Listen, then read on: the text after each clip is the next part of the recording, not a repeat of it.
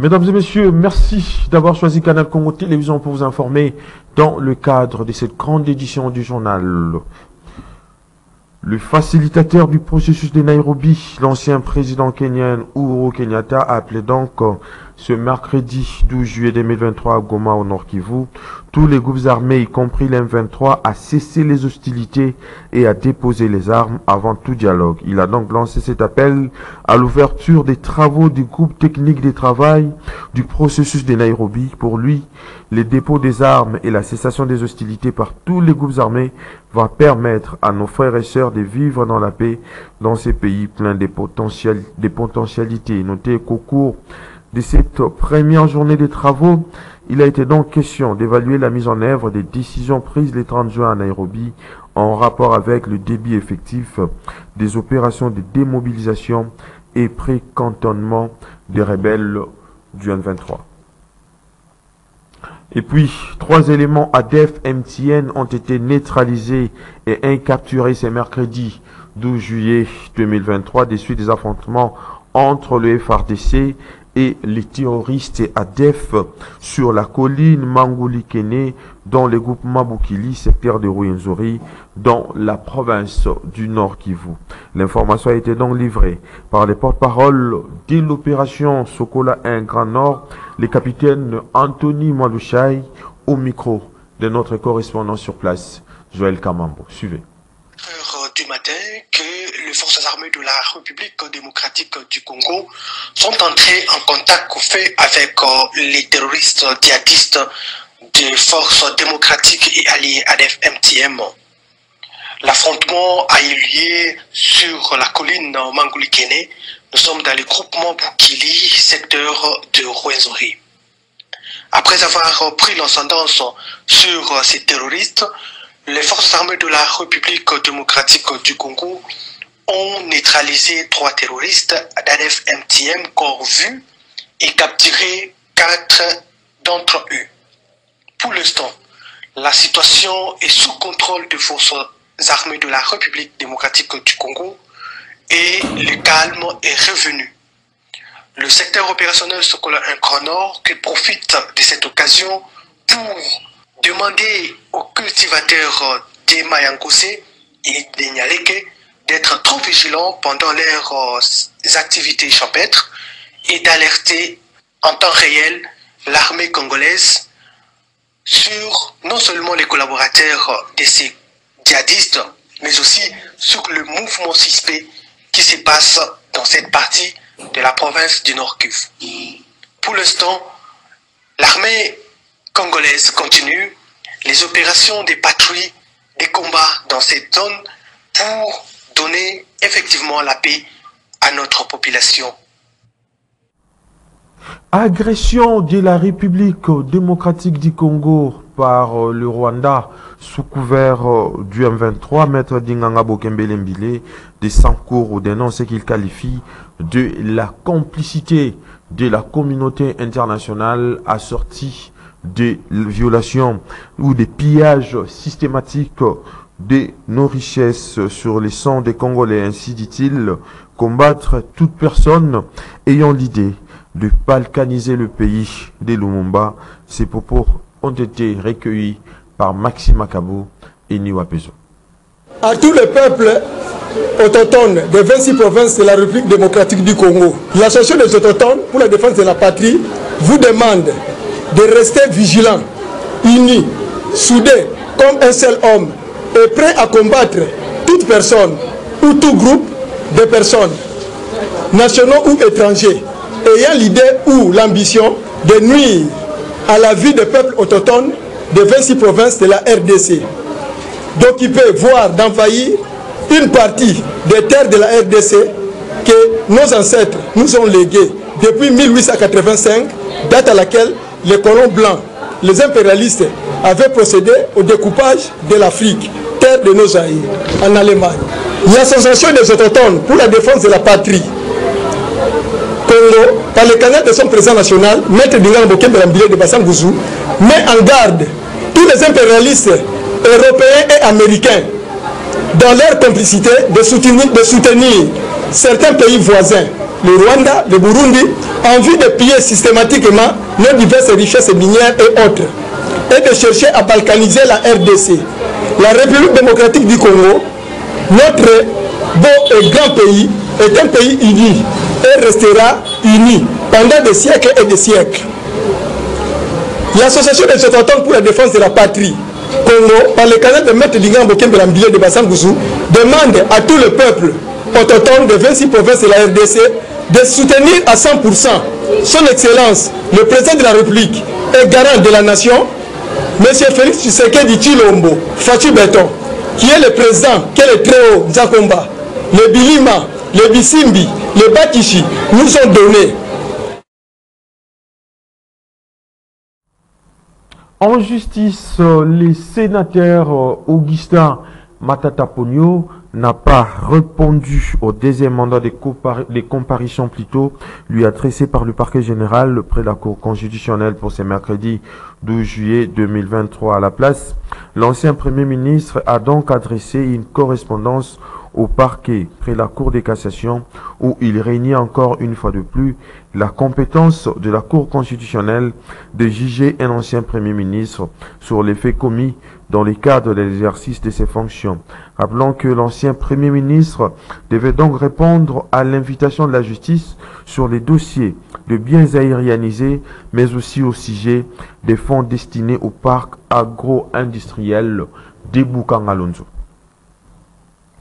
Processus électoral en cours en République démocratique du Congo. Le président de l'ICD, Martin Fayulu Madidi, a déclaré ce mercredi qu'il ne déposera pas les dossiers de ses candidats si le fichier électoral n'est pas audité par un organisme international et indépendant. Suivez cet extrait de sa communication dans ses propos recueillis ou dans cet extrait choisi pour vous par Maxime Akabo. En effet, contrairement aux affirmations de la CENI, l'audit externe du fichier électoral a un fondement en droit positif congolais. On sait que les audits externes précédents ont été réalisés sur base des décisions du bureau de la CENI, qui sont des actes réglementaires, source du droit, lesquels audits constituent par ailleurs à la fois une coutume et une jurisprudence administrative. Nous réaffirmons notre position. En l'absence d'un fichier fiable, audité par un organisme indépendant réputé, en présence de délégués des parties prenantes, nous ne déposerons pas nos dossiers de candidature. Suivez donc la réaction de Jacques Indala de l'ensemble pour la République Kantassé. Une structure d'appui à la démocratie devait être coopérative. Vous savez, dans ce qu'on fait, la diplomatie est importante parce qu'elle vous permet d'écouter les uns et les autres, les revendications. Pour Jacques Indala, cadre d'ensemble pour la République, la CENI sait à quoi elle joue, raison pour laquelle elle évite un audit sérieux. Nous sommes dans une compétition. La CENI est considérée comme notre arbitre. L'arbitre ne penche pas d'un seul côté. Déjà, sa constitution a été problématique. La Cour constitutionnelle, problématique. Nous allons au niveau de la loi électorale, problématique. Mais le fichier électoral, madame, c'est la liste des électeurs. Nous devons savoir qui sont réellement les personnes qui se retrouvent sur cette liste parce que c'est elles qui devront voter. On vous dit, Kabila n'est pas partie prenante, de par son parti politique. Ce n'est pas un acteur mineur. Kabila, c'est un acteur majeur, madame, n'oubliez pas ça. Et pendant ce temps, les gens, ou alors les populations qui sont derrière Kabila, FCC, PPRD, ne se sont pas fait enrôler. Mais vous avez aujourd'hui plus de 40 millions d'électeurs. Nous pensons qu'il y a un problème dans ces fichiers. Donc la CENI sait à quoi elle joue. C'est pourquoi elle refuse évidemment qu'il y ait un audit sérieux. Parce qu'on ne parle pas seulement d'un audit externe, non. Un audit sérieux. un audit sérieux pour savoir qui est qui dans cette liste et veut faire quoi. C'est important pour nous et nous exigeons cela. Nous avons les mêmes revendications et nous continuons à les faire. Mais nous, au niveau d'ensemble, avec Moïse Katumbi, nous disons, avec ces gens-là ou pas, nous irons aux élections. C'est une stratégie de pouvoir vouloir nous amener dans un glissement et il s'accroche et il est en train de créer une crise pour pouvoir se retrouver jusqu'après l'année prochaine. Nous irons avec les élections et ça doit se réaliser dans les délais constitutionnels. En société, la tarification de la bière et autres boissons revit à la hausse dans plusieurs coins de la capitale de la République démocratique du Congo. Le prix des boissons alcoolisées, sucrées et autres produits brassicoles ont changé. C'est les constats établis ce mercredi 12 juillet 2023 par votre rédaction. C'est la surchauffe du côté de prix de boissons alcoolisées, sucrées et d'autres produits brassicoles, la dépréciation du franc congolais face à la monnaie américaine, le dollar, a de répercussions sur plusieurs produits dans la capitale.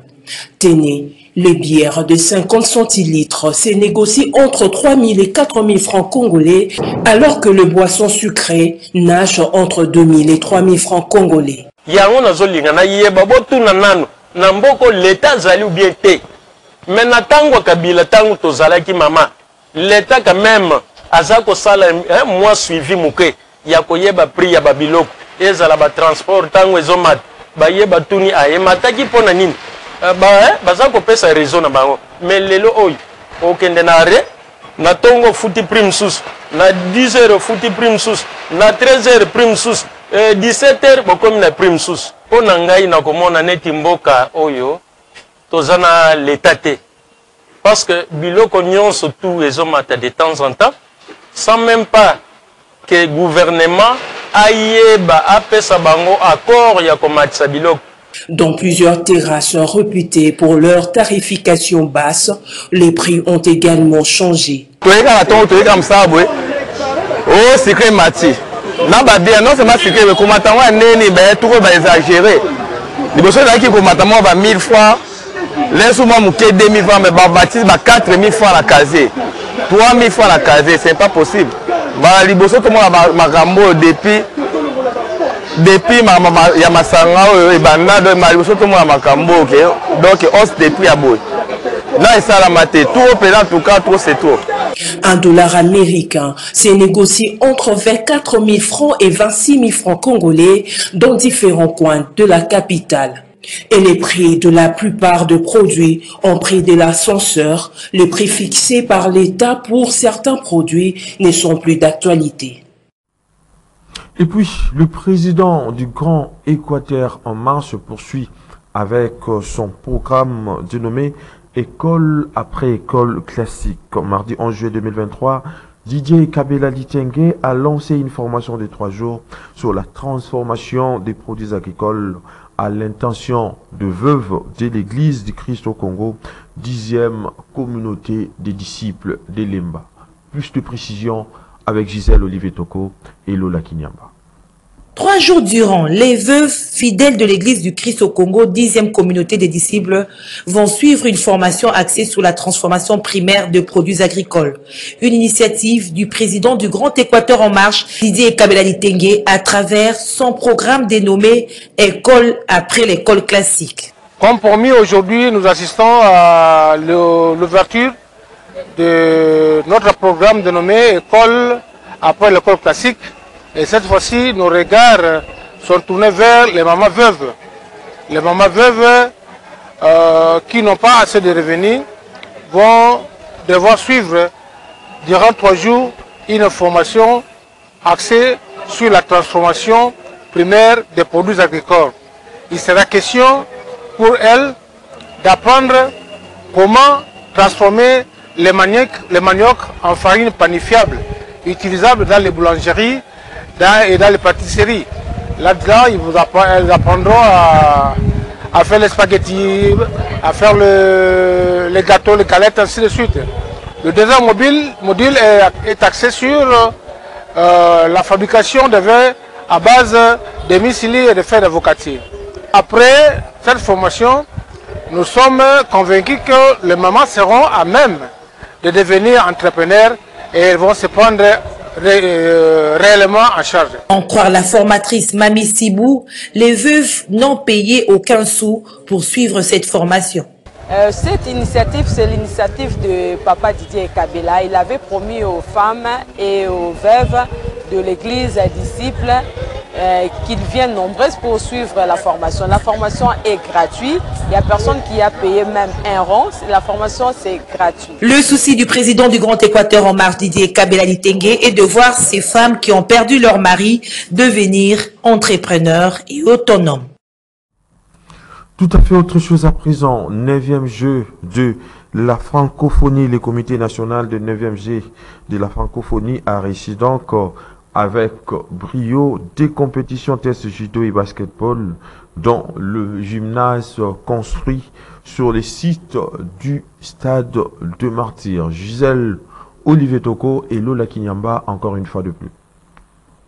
La première compétition, c'est le judo, entre une centaine d'athlètes de la République démocratique du Congo, de la République du Congo et de l'Angola. Après une journée de compétition, les vainqueurs ont reçu leur médaille de main de la directrice du Comité international des Jeux de la francophonie, Zeina Mina, et du directeur du Comité national, Isidore Kwanzangembo. La deuxième compétition a concerné le basketball entre les équipes féminines de Kinshasa qui se sont affrontées dans un mini-tournoi qui a vu l'équipe franco-afro remporter la victoire finale face à la sélection Kinshasa par 40-23 au score final. La particularité de ces compétitions tests est qu'elles ont été organisées dans le gymnase Jimilé construit à l'occasion de 9e jeu de la francophonie. C'était aussi une occasion de tester tous les équipements achetés et permettre aux différentes équipes du comité d'organisation de s'apprêter chacune dans son domaine, notamment l'accueil, la restauration, la sécurité, la billetterie et la santé. Pour le directeur national de jeux, cette étape est celle qui nous conduit directement dans le bar de compétition proprement dite. Les impressions, ce sont les impressions de satisfaction. C'est parce que ce que j'ai vu ici, ça me réconforte que nous sommes dans les bons. Nous avons une infrastructure de grande qualité et qui va accueillir des milliers de téléspectateurs.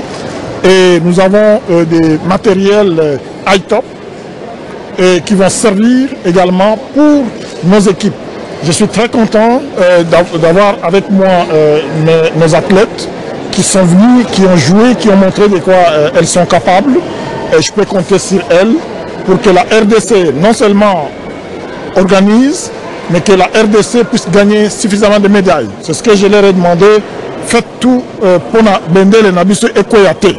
Que nous avons de bons éléments qui vont gagner des médailles.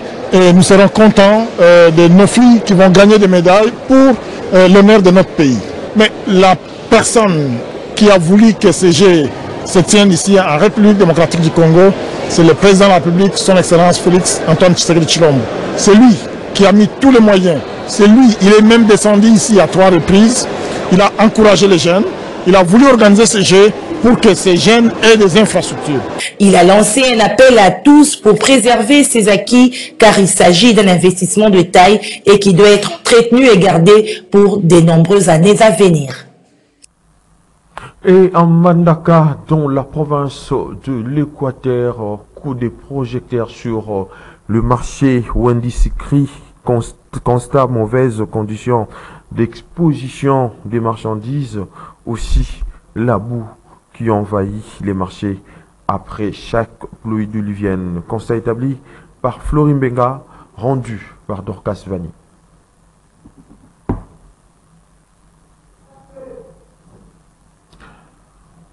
Mesdames et messieurs, toutes nos excuses pour ces désagréments techniques, indépendamment de notre bonne volonté. Nous sommes arrivés pratiquement à la fin de votre édition du journal sur Canal Congo Télévision. Merci donc de l'avoir suivi et bonne suite des programmes sur Canal Congo Télévision, la télé thématique.